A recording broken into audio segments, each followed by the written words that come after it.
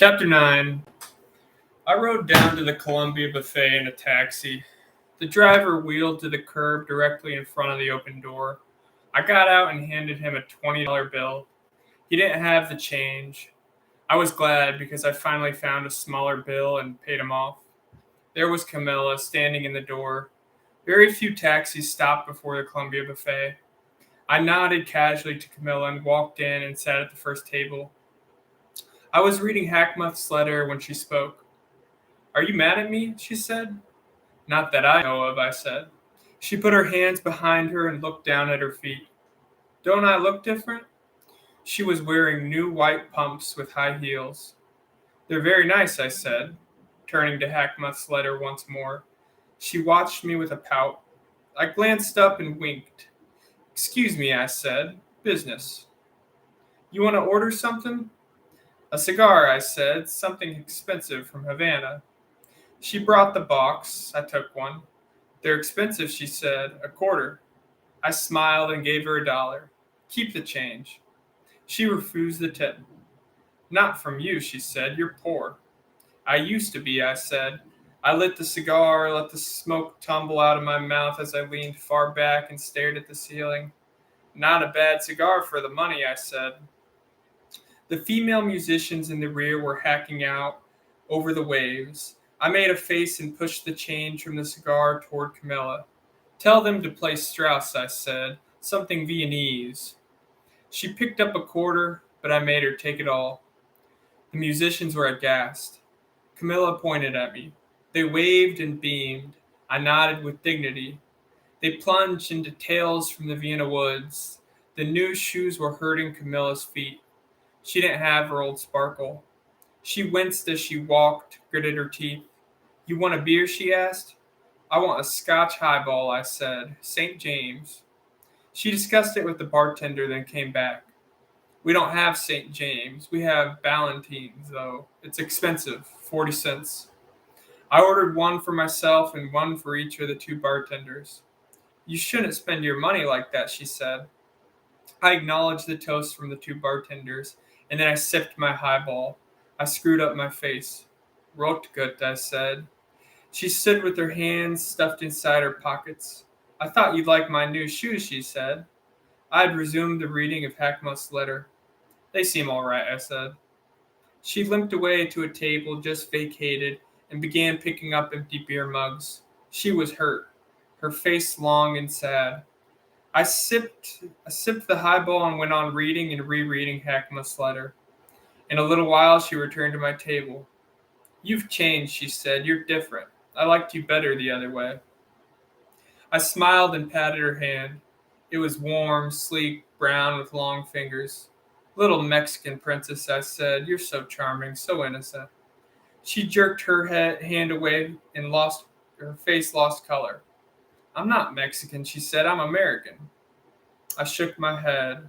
"No," I said. "To me, you'll always be a sweet little peon, a flower girl from old Mexico." "You doggone son of a bitch," she said. It blinded me, but I went on smiling.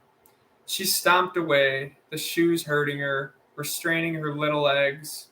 I was sick inside, and my smile felt as though tacks held it there. She was at a table near the musicians, wiping it off, her arm churning furiously, her face like a dark flame. When she looked at me, the hatred of her eyes bolted across the room. Hackmuth's letter no longer interested me. I stuffed it into my pocket and sat with my head down. It was an old feeling, and I traced it back and remembered that it was a feeling I had the first time I sat in the place. She disappeared behind the partition. When she returned, she moved gracefully, her feet quick and sure. She had taken off the white shoes and put on the old huaraches. "I'm sorry," she said. "No," I said. "It's my fault, Camilla." I didn't mean what I said. You were all right. It was my fault. I looked down at her feet. Those white shoes were so beautiful. You have such lovely legs, and they fitted so perfectly. She put her fingers through my hair, and the warmth of her pleasure poured through them and through me, and my throat was hot, and a deep happiness seeped my flesh. She went behind the partition and emerged wearing the white shoes. The little muscles in her jaws contracted as she walked. but she smiled bravely. I watched her at work, and the sight of her lifted me, a buoyancy like oil upon water. After a while, she asked me if I had a car. I told her I didn't. She said she had one. It was in the parking lot next door. And she described her car, and we arranged to meet in the parking lot and then drive out to the beach. As I got up to leave, the tall bartender with the white face looked at me with what seemed the faintest trace of a leer. I walked out, ignoring it. Her car was a 1929 Ford Roadster with horsehair bursting from the upholstery, battered fenders, and no top. I sat in it and fooled with the gadgets. I looked at the owner's certificate. It was made out to Camilla Lombard, not Camilla Lopez. She was with somebody when she entered the lot, but I couldn't see who it was because it was so dark. No moonlight and a thin web of fog. When they came closer, and it was the bartender. She introduced him. His name was Sammy, and he was quiet and not interested. We drove him home down Spring Street to First and over the railroad tracks to a black neighborhood that picked up the sound of the rattling Ford and threw the echoes over an area of dirty frame houses and tired picket fences. He got out at a place where a dying pepper tree had spilled its brown leaves over the ground, and when he walked to the porch, you could hear his feet wading through the hissing dead leaves. "Who is he?" I said. "He was just a friend," she said, and she didn't want to talk about him. But she was worried about him. Her face assumed that solicitous cast one gets from concern over a sick friend. This worried me, made me jealous all at once, and I kept after her with little questions, and the drawing way she answered made it worse. We went back over the tracks and through the downtown section. She would go right through a stop signal if no cars were around. And when anyone got in her way, she would smash her palm on the squealing horn and hold it there. The sound rose like a cry of help through the canyons of buildings. She kept doing this, no matter whether she needed it or not. I cautioned her once, but she ignored it. "I'm driving this car," she said. We got to Wilshire, where the traffic was regulated to a minimum of 35. The Ford couldn't travel that fast, but she clung to the middle lane, and big, fast cars shot around us. They infuriated her, and she took her fist and cursed them. After a mile, she complained about her feet and asked me to hold the wheel. As I did, she reached down and took off her shoes. Then she took the wheel again and threw one foot over the side of the Ford. At once, her dress ballooned out, spanked her face. She tucked it under herself, but even so, her brown thighs were exposed even to a pinkish underthing. It drew a lot of attention. Motorists shot by, pulled up short, and heads came out of windows to observe her brown naked leg. It made her angry. She took to shouting at the spectators, yelling that they ought to mind their own business. I sat at her side, slouched down, trying to enjoy a cigarette that burned too hotly in the rush of wind. Then we got to a major stop signal at Western and Wilshire. It was a busy corner. A movie palace and nightclubs and drugstores pouring pedestrians into the street. She couldn't go through that signal because so many other cars were in front of us, waiting the change of light. She sat back, impatient, nervous, swinging her leg. Faces began to turn our way. Horns tooted gaily, and behind us a fancy roadster with an impish klaxon sent out an insistent yoo-hoo. She turned around, her eyes ablaze, and shook her fist at the collegians in the roadster. But now every eye was on us, and everyone smiled. I nudged her. "Pull it in at stop signals, at least." "Oh, shut up," she said. I reached for Hackmuth's letter and sought refuge in it. The boulevard was well lighted. I could read the words, but the Ford kicked like a mule, rattled and jerked and broke wind. She was proud of that car. "It's got a wonderful engine," she said. "Sounds good," I said, hanging on. "You ought to have a car of your own," she said. I asked her about the Camilla Lombard written on her owner's certificate. I asked her if she was married. "No," she said. "What's the Lombard for?" "For fun," she said. "Sometimes I use it professionally." I didn't understand. "Do you like your name?" she asked. "Don't you wish it was Johnson or Williams or something?" I said no, that I was satisfied. "No, you're not," she said. "I know." But I am, I said. No, you're not. After Beverly Hills, there was no fog. The palms along the road stood out green in the bluish darkness, and the white line in the pavement leaped ahead of us like a burning fuse. A few clouds tumbled and tossed, but there were no stars. We passed through low hills. On both sides of the road were high hedges and lush vines with wild palms and cypress trees scattered everywhere. In silence, we reached the Palisades, driving along the crests of the high cliffs overlooking the sea. A cold wind sideswiped us. The jalopy teetered. From below rose the roar of the sea. Far out fog banks crept towards the land, an army of ghosts crawling on their bellies. Below us, the breakers flayed the land with white fists. They retreated and came back to flay it again. As each breaker retreated, the shoreline broke into an ever-widening grin. We coasted and second down the spiral road, the back pavement perspiring, fog tongues licking it. The air was so clean. We breathed it gratefully. There was no dust here. She drove the car into an endless stretch of white sand. We sat and watched the sea. It was warm below the cliffs. She touched my hand. Why don't you teach me to swim? She said. Not out there, I said. The breakers were tall, the tide was high, and they came in fast. 100 yards out they formed and came in all the way. We watched them burst against the shore, foamy lace exploding like thunder. You learned to swim in still water, I said. She laughed and began undressing. She was brown underneath, but it was natural brown, not tan. I was white and ghost-like. There was a blob of heaviness at my stomach. I pulled it in to hide it. She looked at the whiteness, at my loins and legs, and smiled. I was glad when she walked toward the water. The sand was soft and warm. We sat facing the sea and talked of swimming. I showed her the first principles. She lay on her stomach, paddled her hands, and kicked her feet. Sand sprinkled her face, and she imitated me without enthusiasm. She sat up. I don't like learning to swim, she said. We waded hand in hand into the water. Our fronts caked with sand. It was cold then, just right. It was my first time in the ocean. I breasted the waves until my shoulders were underwater. Then I tried to swim. The waves lifted me. I began diving under oncoming breakers. They poured over me harmlessly. I was learning. When the big breakers appeared, I threw myself at their crests and they coasted me to the beach. I kept my eye on Camilla. She waded to her knees, saw a breaker coming, and ran toward the shore. Then she came back. She shouted with delight. A breaker struck her and she squealed and disappeared.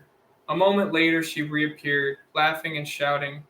I yelled at her not to take such chances, but she staggered out to meet a white crest that rose up and tumbled her out of sight. I watched her roll like a hamper of bananas. She waded to the shore, her body glistening, her hands in her hair. I swam until I was tired, then I waded out of the water. My eyes stung from salt water.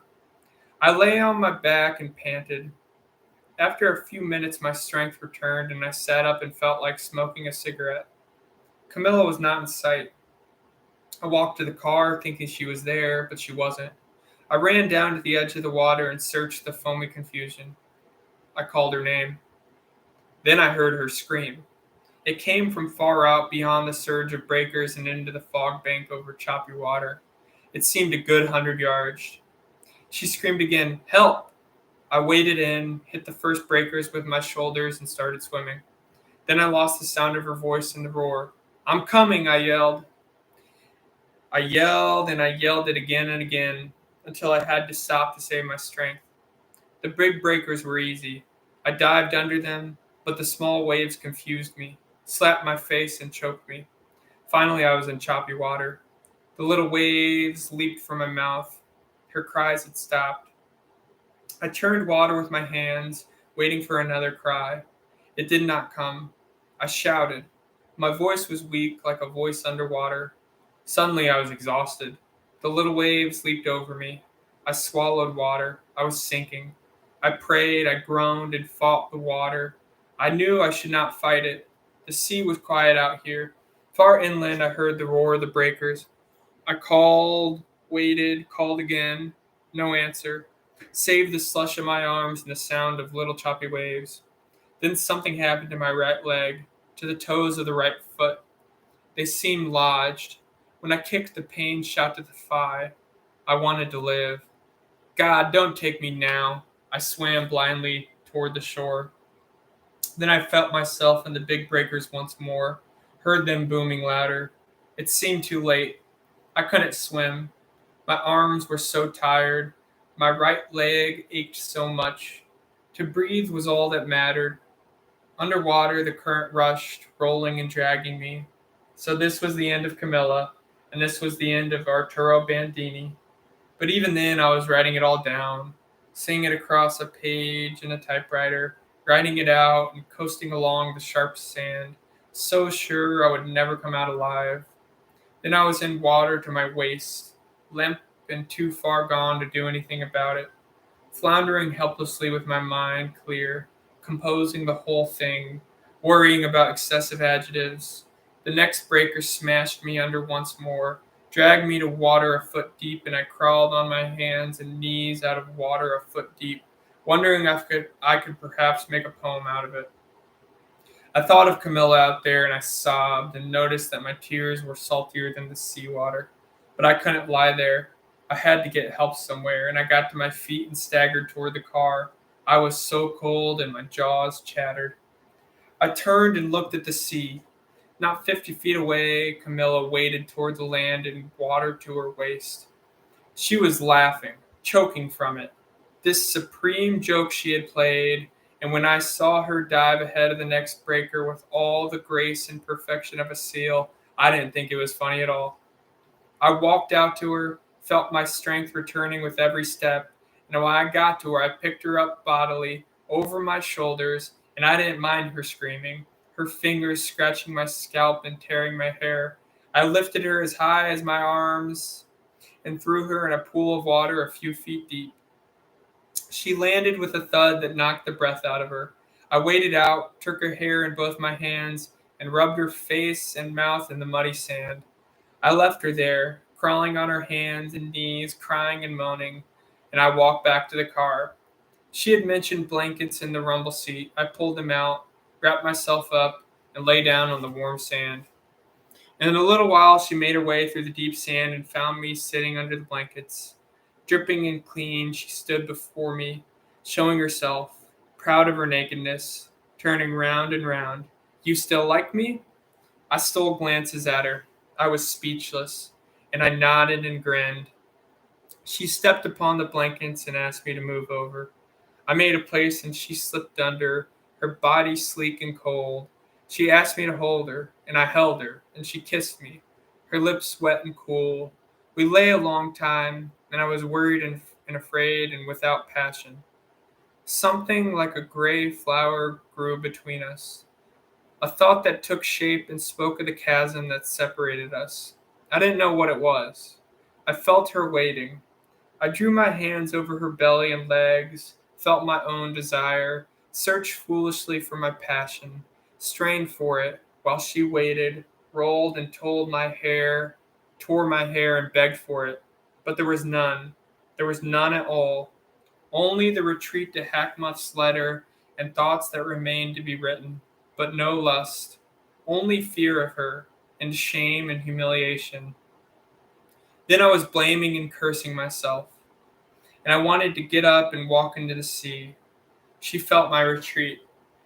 With a sneer, she sat up and began drying her hair on the blanket. I thought you liked me, she said. I couldn't answer. I shrugged and stood up. We dressed and drove back to Los Angeles. We didn't speak. She lit a cigarette and looked at me strangely. Her lips pursed. She blew smoke from her cigarette into my face. I took the cigarette out of her mouth and threw it into the street. She lit another and inhaled languidly. Amused and contemptuous. I hated her then. Dawn climbed the mountains in the east, gold bars of light cutting the sky like searchlights. I took out Hackmuth's letter and read it again. Back east in New York, Hackmuth would just now be entering his office.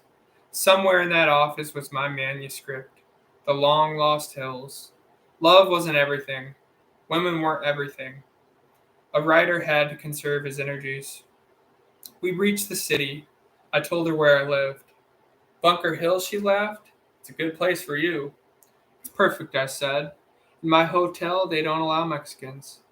It sickened both of us. She drove to the hotel and killed the engine.